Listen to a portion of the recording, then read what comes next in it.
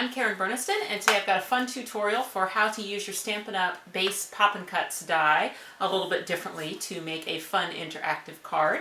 And I am going to use the Dress Up Framelits and also the label Framelits for this technique. The Poppin' Cuts base is cut from crumb cake cardstock, and I did score it at 5.5 inches for folding. Then I'm going to mask off the background just so that I can only work on the front and use the music notes wheel to create a background. To age my background, what I'm going to do is start with some rubber cement, and I'm just going to coat that around the front of the card. I'm not thinking too much about it. I'm just kind of glopping it in some areas and having it pretty light in others, and it's not completely covering the front, but just here and there. You'll want to let the rubber cement dry first, and then you can take a sponge with some ink, in this case I think I'm using chocolate chip, and then just pounce through and all over the front of the card. And then what you'll do is you'll just sand off the top. And so what that'll do is the rubber cement will actually pull some of the music notes off the paper as well, so it's going to give it a really nice weathered look to the front of your card.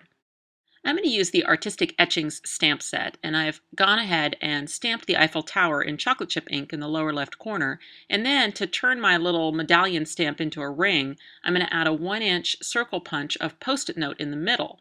Then when I ink it, I can take that off, and then it's just a ring stamp that I can use over the top of my Eiffel Tower.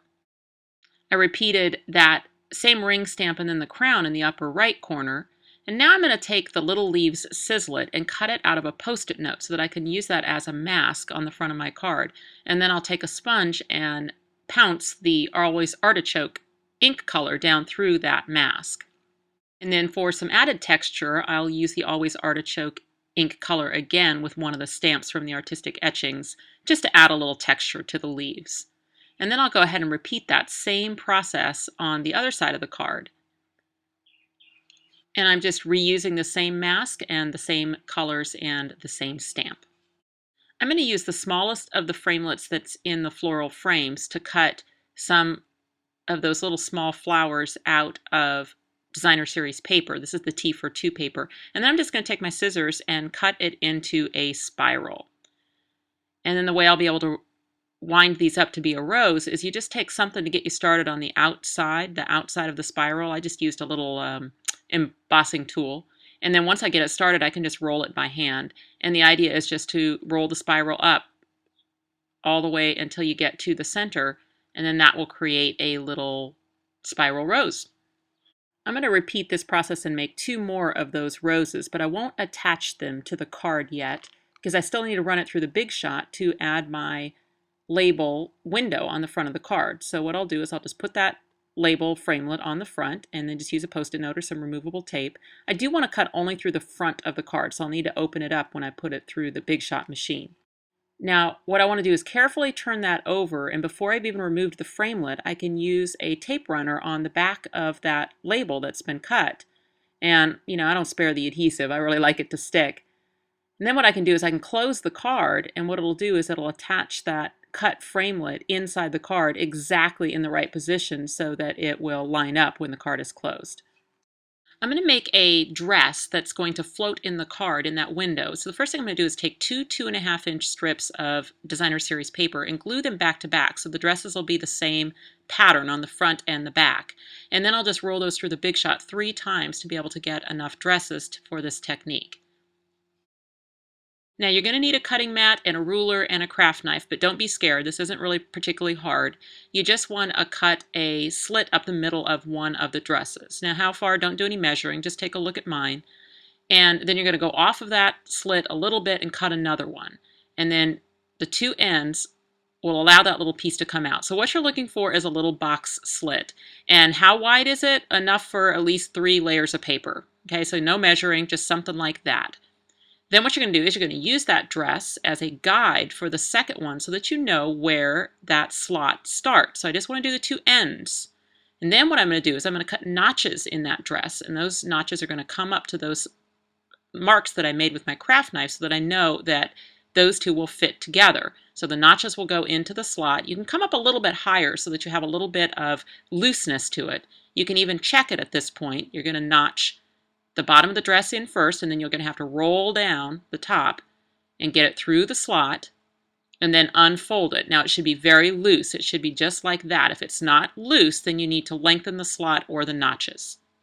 Okay, go ahead and reverse that to take those pieces apart again. And now I want to add a slot to my notched piece.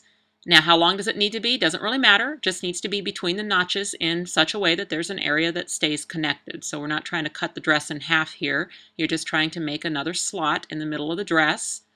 And it should be about the same width as the first one. Again, just something that 3 layers of paper could go through. And then just get that little slot out. Now that's going to become your template for your final dress. And again, I'm going to lay it over the top, and I'm going to use my knife to mark the bottom and the top of the slot so that I know how far the notches need to be on that final dress. So these notches are going to be a little bit longer, and this dress is not going to need a slot up the middle because this is our final dress.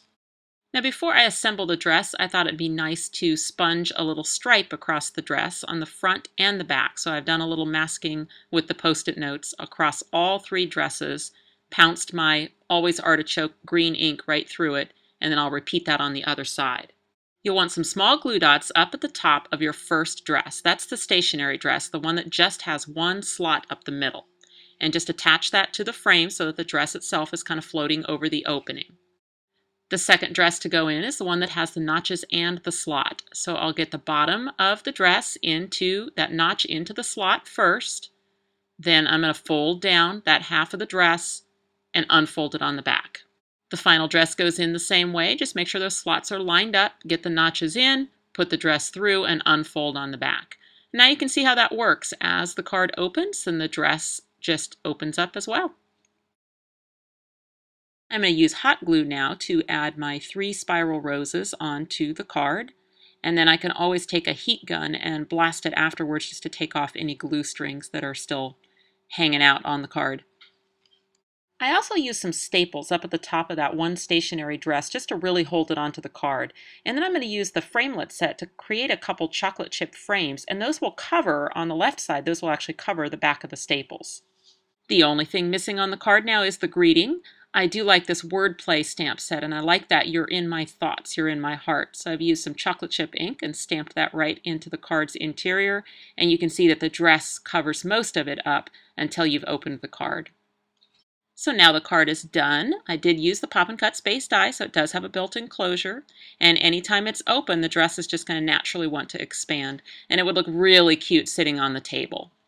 If you've enjoyed this tutorial, please feel free to subscribe to my YouTube channel so you'll get a notification when I post a new tutorial.